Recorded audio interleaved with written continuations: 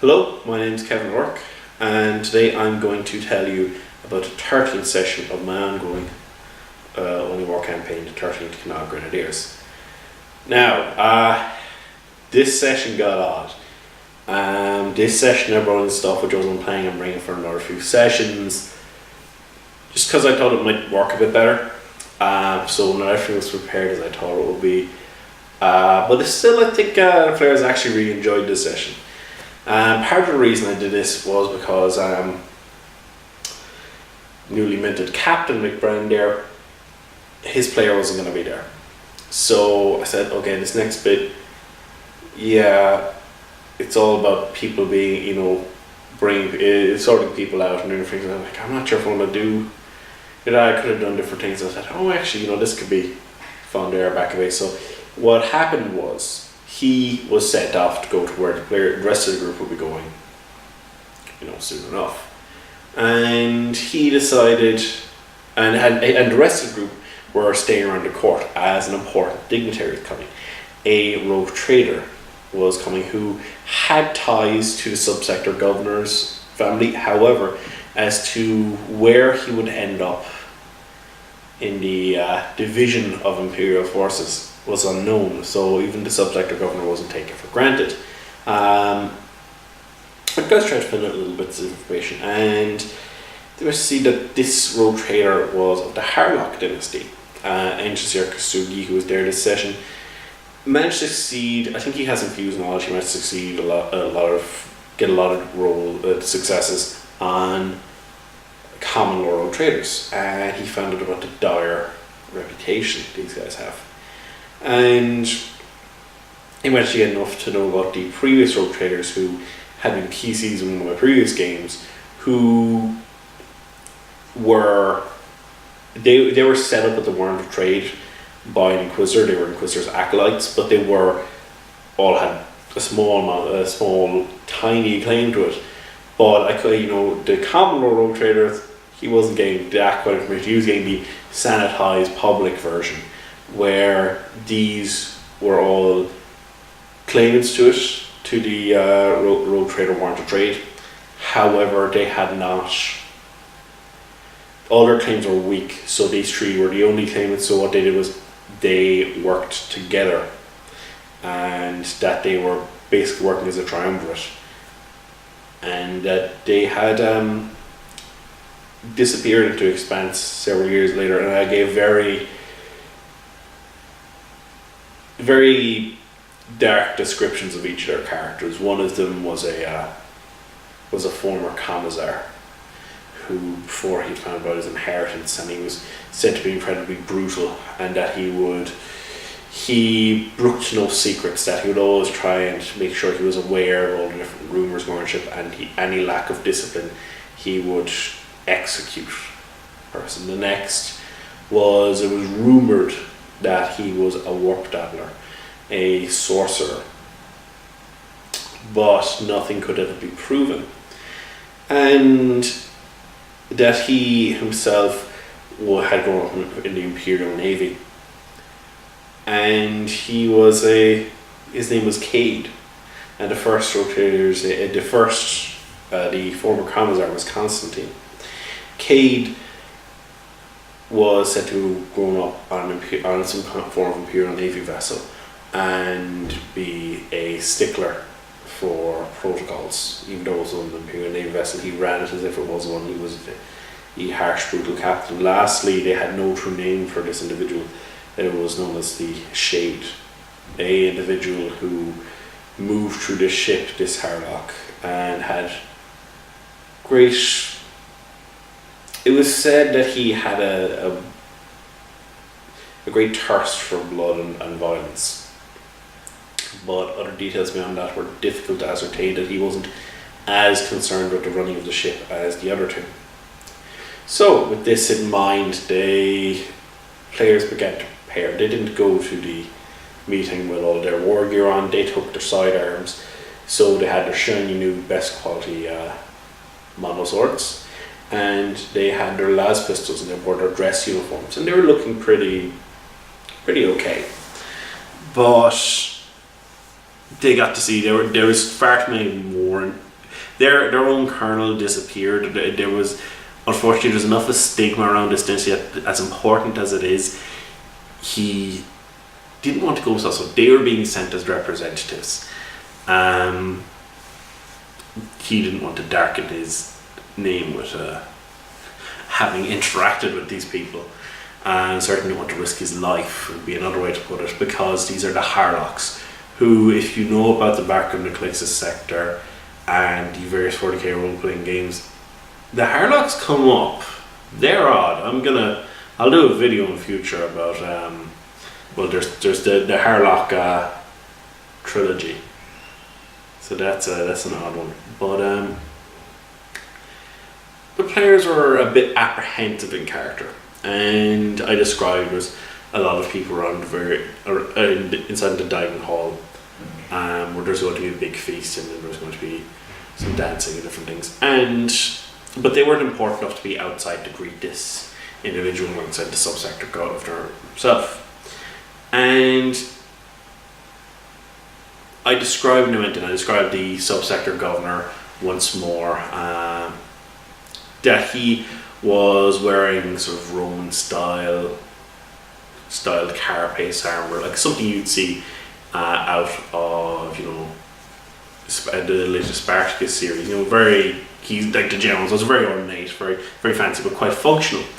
But the rogue trader himself, I described, he had a very ornate looking power sword, and he had a plasma pistol, which some of the players managed to succeed roles on. Engineer Kasugi managed to succeed roles on. This plasma pistol was of a pattern that only one or two it was a Styges pattern plasma pistol, and then only one or two and this was gilded as well, so only one or two forgers could make these. And they were extremely rare. They were considered architect because only so very few places could make them. But he couldn't tell necessarily what he didn't appear to be wearing armour. And he had two other individuals that stuck up behind him. There was a large man who had two bolt pistols at his waist, and a sword slung over his back, who was kind of eyeing the entire crowd and everyone around him as if they might attack at any second, that he was wary of them. He was very much, it looked like a fish out of water, that this is not the kind of place he wanted to be. And then there was, far bigger than him, a huge lumbering thing in robes. And this thing had mechandrites stuck out of it. 8 mechandrites in total. 7 of them were optical mechandrites, which would, for those who don't know, mechandrites are almost like mechanical tentacles. It's sort of like Dr. Octopus's, his extra limbs, the arms he has, except for these are much smaller, probably about as thick as your thumb. So they're not huge things, but each of them at the end is topped with some kind of a tool. But this guy had outfitted himself with 8 of them were optical mechandrites, and the last one that saw was a Medicaid mechandrite, but these were darting out, examining people, members of the crowd as they moved along.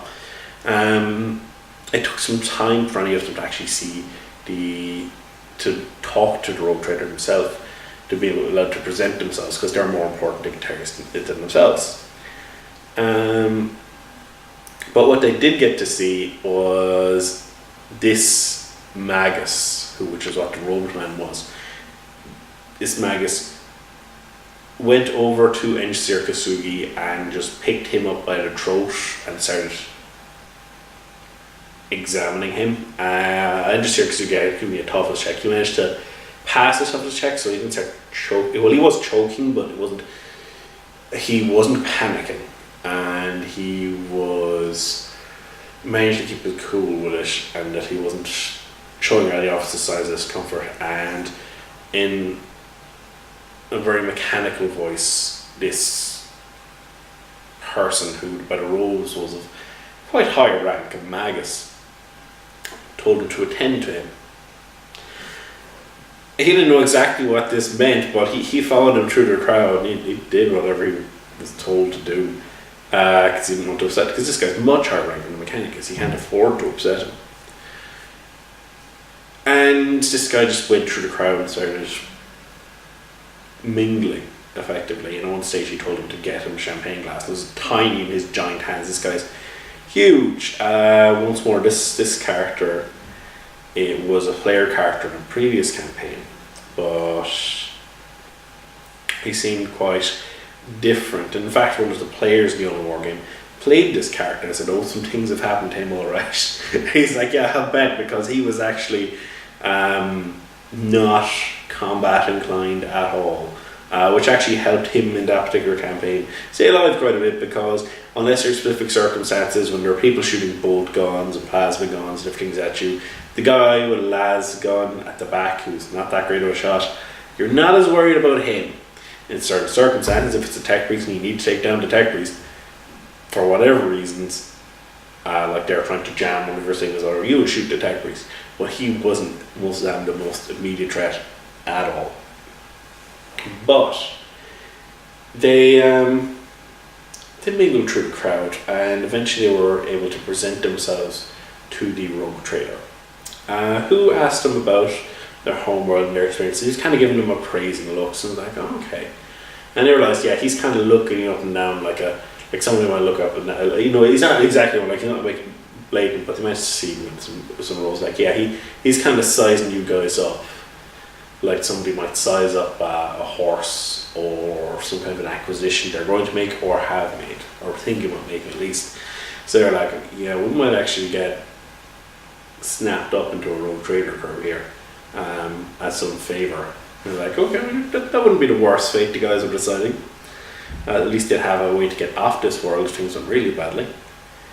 But eventually he decided he asked the subsector governor space could be made for them, and they were allowed to sit down, which obviously disgruntled a few of the other people who had been, because these guys, the players, not important enough to be given the kind of season they were, and he had them talk for a while, and eventually he said, "Hey, would you like to come aboard my ship?" And yes, at this point Edge Circasugi and Magus Explorator Kaladin show up, and Kaladin, how did I phrase it at the time? I think Kaladin said that he fulfilled social obligations and was going to leave. He just like, I've shown up, I talked to some people, I'm leaving now. You know, obviously did not want to be there in the first place, but he left and told Circasugi to have phone adequately. And he had seen, Circasugi had seen under his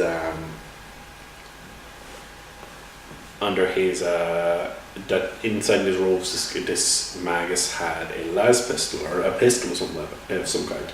It's actually an architect las pistol, common quality, so that's quite fancy. And now that he was closer, he might just see from Rosino's check with regards to Rogue Trader's power sword. This was a Elder power sword, so Xenos tech. So he was kind of, but it's Rogue Trader, so they have a warrant of trade. They have a license to respond to things differently than the average Imperial citizen. So they got invited to Rogue Trader's ship the next day to Pandarica, which had some of the players kind of looking at each other going like, "Wait, no, that's not right." It's like, "Yeah, I'll bring up to my ship to Pandarica," and well, that was the name of the character. The players knew, it was some of the players knew that the Pandarica was the name of the ship that they lost, and that Kaladin had been on the longest, and he loved that ship as only a magus can love a machine of 40k. This was his home. This was a god. It was a machine god to him. It was not the machine god, but this was such an old and powerful machine. He held ridiculous levels of reverence for it, and it had been utterly gutted in that Rogue Trader campaign, to the extent where he, with his skills, was told that he knew that it couldn't be salvaged, and he just it broke him a little in the inside. And also the fact that this Rogue Trader Bolton Harlock didn't quite seem to match up with any of the descriptions Rogue Traders that Circasugi knew of. So the fact that there's there's like out of character, the player's like, okay, there's a Kaladin there, but he seems quite different. There's a Pandorica there, but the Pandorica, if it's the same ship, it shouldn't work. That ship wasn't salvaged. Maybe they made a new one, and a lot of questions out of character. And then that they had this rogue trader who didn't appear first class to any of the previous player characters. Like, okay, this is odd, but he seems to be quite young. Even with Rejuvenate, this guy seems to be quite young. So it's like, maybe there's obviously there's some bit of a mystery there thrown in for the guys as to how much they'll uncover. And you'll just have to wait and see. But the next day when they go aboard the ship, they decided that, well, we'll bring all of our gear just to be on the safe side. So they brought their Deathlight lasguns, they brought their best quality power, because their best quality flak armor, which is pretty nice to be honest with you. And they brought all their bits and pieces of gear, and when they got on board the little shuttle that was sent down to pick them up, which is a gun cutter. Though no one managed to figure out in character, and say, yeah, it's a gun cutter. Because that was kind of the fact that in almost every game players want to get a gun cutter, because that I've been in anyway, because I think it's written in one of the Horus Heresy novels that these were the precursor to the Thunderhawk. So that means two things, like, that means a few things. One, it's old. Design is old, so people like that in 40k. Two, Space Marines used to use it, and it links into space and stuff, so players generally really like that, so it's quite a popular choice for the Rogue Trader's person sort of shuttle transport. And it was like Sergeant Love actually managed to pilot the ship up into dock. He asked if he could pilot it, and the guy who was blatantly was Ulag or something like that, his name was, the archman, the blatant bodyguard guy who was walking around with bolt pistols and the sword strung over his back and eyeing everyone, he was like, okay, he told the bot, just get out of the chariot. Like, you can pilot this then if you're asking to pilot. Yeah, it was like, okay. Then they took off and they got new. They see the rules very well for docking and different things. And then they got to go around the ship, and a tech priest pulled Kasugi away. He's like, you're requested somewhere else. The Magus expert requested somewhere else. And some players got to go through the ship, and they got to see various tapestries and different things and paintings. As they were walking through the ship, they got to see that the corridors were quite large. That it was almost like you're walking around the inside of a cathedral. And some of the players wrote quite well. So like, you could almost say this place had vaulted ceilings. Like, yes, you could, which is a upgrade you can get for the ship, which improves morale. But there's lots of black marble with silver sort of trimming at different points. But there was they came to a corridor. They came to a cross section of corridors at one stage, which had a golden spider, which is a symbol of the Harlocks. They looked at some of the tapestries and they saw various things going on, just odd different things. One of them, it looked like the ships were setting some particular world on fire. That they had, and that in Shirkasugi, one of the players might have seen, and they knew that the Harlocks had formed exterminatus on at least one world. Or no, they asked Ulag, actually, that's how they knew. They asked Ulag, and he's like, yeah, they blew up some world. He didn't know terribly well. He just might have heard somebody talk about some world. So they formed exterminatus, which is killing a world effectively. You can gussy it up in fancy different ways. It's actually worse than that, because you're preventing any life from ever going there again. Usually there's different kinds of exterminatus and things, but by and large, the main thing is you're killing everybody on that planet. They're dead, and it's going to be in a nasty way. They managed to get to the bridge eventually, and there they met with the rogue trader, and he chatted with them for a bit. He's like, oh, okay. It's like, it seems I've double booked on my social calendar. How do you want to go on a trip with me? And they're like, okay, yeah, we could go with you. I suppose you don't want to be insulting to the rogue trader. And it's like, okay, well, your current goals, you don't want to be, if there's any kind of social things, if there's any kind of mess ups. I don't want it, getting in the name of your in the name of your regiment. I don't want to cause any problems. They're like, okay, fine. So they had to replace all of their equipment. They were given light enforcer carbase with the Harlock symbol, and a chainsword, a las carbine, a bolt pistol, and the top half of their heads were covered up and things. And then they were like, okay, this is getting a bit odd. But he brought them down to they were kind of thinking, well, he was giving praise up for maybe the Predator was trying to effectively sell us off, and they're like, well, it's working for a rogue trader. It wouldn't be the worst end. So like, yeah, maybe he's trying to sell us off. So let's just play along with it. Hopefully it won't be anything too bad. But they come down to an area where their ship lands. They get to see they're coming down by a cathedral, and they're going, okay, they're coming in by a cathedral, and when they land, they get to see there's kind of the way, how to best to describe this.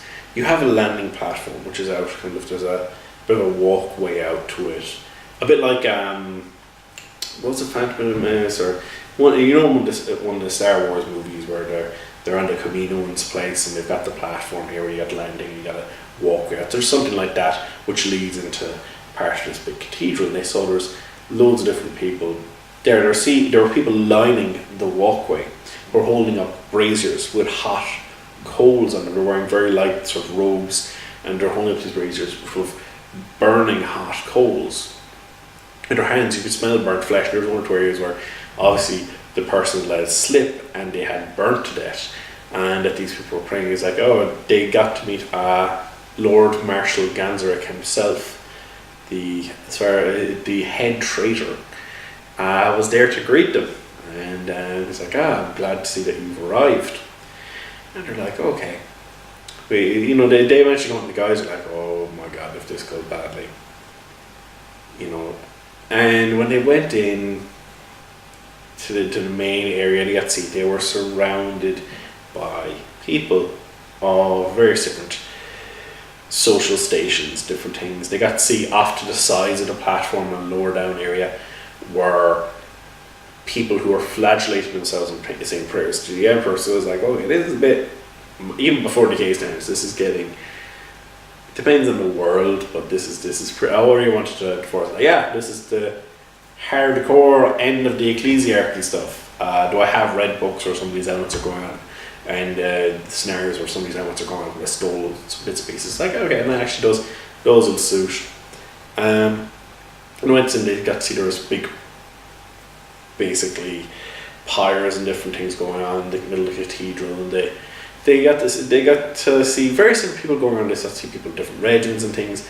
And one of the things they noticed was, because they got some notes, they noticed some of the Imperial Guard officers also had heraldry that would denote them as priests, which they knew was, because they've seen this almost, they knew was forbidden. They knew it was not allowed. You're not allowed to be a member of the Imperial Guard.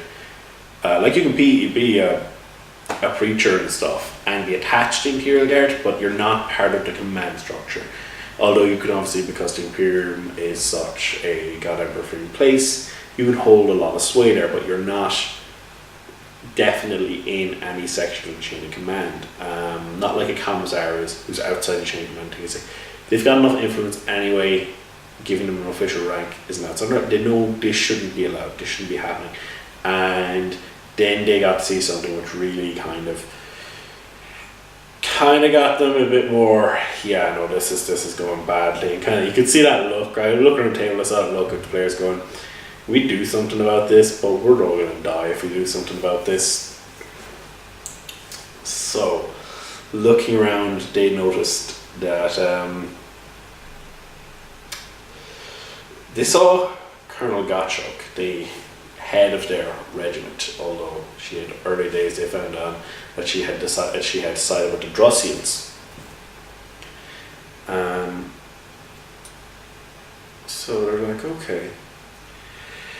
But she was staying beside one of these big a giant sort of brazier, which was filled with flammable materials, and they had this man who looked like he had been really badly beaten, stripped down, but they recognised one of the tattoos on him. He was actually a member of the 13th Kinog Grenadiers, but he was so badly beaten, and I don't know, everyone rated it that well. And they get particularly honest to look at him because she kicks him into the brazier and they hear him like screaming, burn to death, and their eyes are like. And some of the players actually just turn around and is like, yeah, you know, I was having doubts in character as to whether we had picked the right side, but I'm real glad we didn't go with these guys. So like, okay. And then it was like, oh, the rogue trader tries with brave faces. He's obviously looking around like, yeah, this is not what I expected. This is a bit further. And he starts conversing, and the Lord Master Granzerk says, well, you know, we hope you will be, you know, there are some who have proven themselves impure, that have proven they're heretics, like this individual, and they will be cleansed, but we hope to know that we will hear that your dynasty is pure and will not, and we will help you cleanse your vessels if you let us aboard. And the guy was like, oh, okay. And he decided that maybe this wasn't such a good idea anymore. But they're like, if you don't agree with us, we'll kill you. And he's like, well, you know what, I'm glad I've taken precautions as I always do. I've been keeping an open comm line to my ship, so they know the exact situation right now, and if you just cut the frequency, they're gonna assume you killed me, and they should. So they will, you know, they'll start targeting your vessels. You'll force me on their side. They will start going, and you won't have time to move your vessels and to block them. There's not going to be the time, because ships been sold in 40k. You're like, you know, I will reap my vengeance that some cathedrals of yours and some locations of yours are going to go down. And he's like, well, if we take you hostage, you know, you know, the Lord Marshal Ganzer's like, if we take you hostage, then your troops won't dare fire upon us. And he's like, yeah, except for I've seen the way you guys are behaving, so I'm giving a very strict order to my crew that if I'm let out of here safely, that they're to attack, because I'd rather be killed than be captured by you guys. So whether he was bluffing or not, Lord Marshal Ganzer's guys held back, but this isn't the end of this kind of a type thing. So the players and then just kind of start easing back out of the crowd, but they can tell, despite the fact some of the Drussian commanders are trying to keep their guys in check, that the level of discipline of them isn't as good as necessarily it should be. And some of these guys are really getting wound up, but they managed to get back to ship. The level of control managed to fail around that point that they're getting back to ship, so they had guys shooting off small fire with the drones, and they contemplated unified attempt to kill them. Just individuals who just could not abide to let these heretics get away. Obviously the guys in real command still had enough of a level head about them to know that they couldn't afford to just have all these ships going, because now we're confirmed to be enemy vessels at this stage, but they couldn't afford to basically start the war now against him. They had enough enemies. So he pulled back onto the ship and came back to players like, that didn't work out quite as well as he had done. He didn't want to. He had planned to talk to all the sides before he went in, even though he knew which side he'd probably end up working alongside. He didn't want to end up. It was kind of thinly veiled there, but he had gotten gifts from the subsector governor. He wanted to show up and everyone hear everyone's case and get presents and things, because everyone's trying to buy him off. It's like, yeah, I'll go up, and you can give me like a gold-plated throne, and you can give me all sorts of fancy new toys. You know, I'll sit around and listen to what you got to say. But the Drussians, he was like, yeah, that didn't go quite the way I'd hoped. But they managed to get back to the ship, and as a thank you, he had their armor modified. Their armor he had reflect coating put on it, which reflect coating is from a rogue trader with Castle Acquisitions, what it effectively does is your armor grants 2 additional armor points versus laser weapons only, las weapons only. So that's actually, when you're fighting against in a civil war against other guardsmen, that's really good, because between the best quality and that, they've got like AP 7 versus las weaponry, which is ungodly good. But no, as I pointed out, not every guard regiment is going to use las weaponry. Some use autoguns. It's there, and if there's a regiment that use lots of hell guns or something, 7 is just going to cut straight through anyway. Well, while they were on board the vessel, they noticed that there was some klaxons started going off and moved towards the bridge. They were putting back on their gear, and a transmission was received, and it was a ship, the Caster Snatch. I think that's the name of it anyway. Had come on system, a Grand Cruiser scale vessel, which some of the players, because the players in character didn't necessarily know all the stuff, so they're asking some of the NPC crew around them, like, what? Grand Cruiser. I was like, we're bigger than them though, right? He's like, no, they're bigger than us. I was like, right. And it's got a bunch of it's got a bunch of other vessels with it, but they managed to identify this ship, and a transmission had been received, visual transmission, and they got to see there was an individual sitting upon, obviously, the command throne of the bridge of this vessel, slightly hooked nose, and this guy was wearing very ornate armor, which they knew, which one of them from various different roles knew what was some of the symbols were prescribed and forbidden, like Commissar Barker knew that you're to report if you saw anybody with these, and they basically should be executed on the spot, kind of a type thing, anybody with these. Which the guys were kind of guessing towards out of character what those might be, but this guy had unusual eyes. He had eyes somewhat like big hawks. They were not normal. And he announced himself as Garl Golden Eyes, and that he had his forces had come at the bidding of St. Drusus Reborn to help cleanse this world, and that he would take great joy in taking vengeance upon those who had previously wronged him. Once more, this is a old player character. Like, I've run games for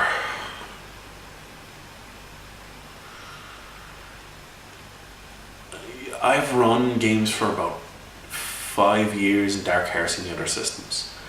My Calixa sector is very different than the default, and this is a Black Crusade character who came at the end of my first Black Crusade game, and the players managed to retrieve this vessel, which is very odd because the game had a very climatic end where 2 copies of Space Marine chapter came after them, but he was one of the newer characters.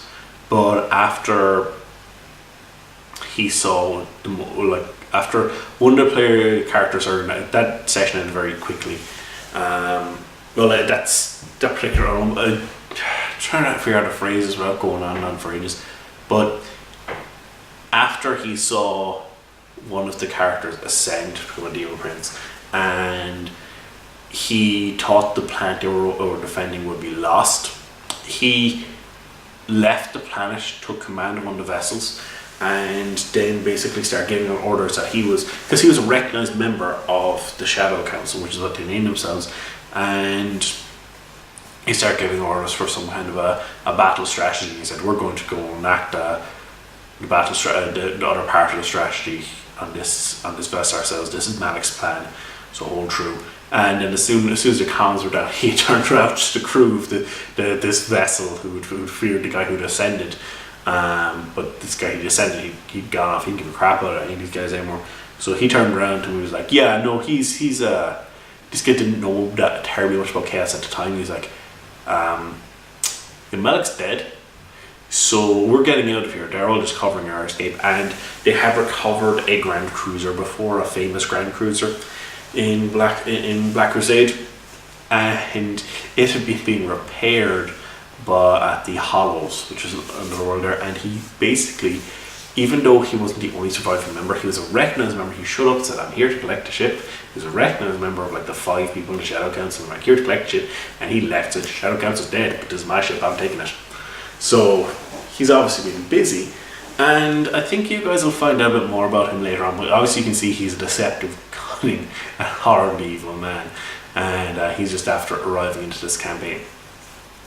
I think the players who were in those previous campaigns particularly like these guys coming in. Plus I know very much in depth how they would act at things. Although these are usually, when I do bring in a player character's name for, they're quite different to the way they were, because I will have had a couple of years happen since and they'll usually be changed. If it's character who seems very steadfast that they won't change at all, that they've been very rigid and not changing, if I don't feel I can justify changing them, it doesn't give me wiggle room to act in ways that the player might feel, oh, the character wouldn't have done that. I just don't incorporate them. I just wouldn't put them in. Anyway, there's a little bit more happened that session, but I'll save that for next time because that requires some explaining. I'll see you again. Goodbye.